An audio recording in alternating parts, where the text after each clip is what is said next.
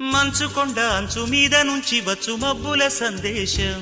ఈ తామర మొగ్గకి తప్పదు అన్నది కాముని సావాసం.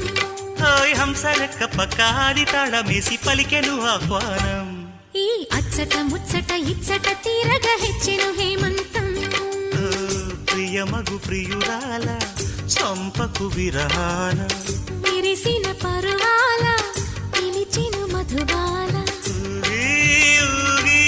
రేగే అందాలే వేసే పూబంధాలే మధురం మధురం సాగే సరాగం మనసా వాచా.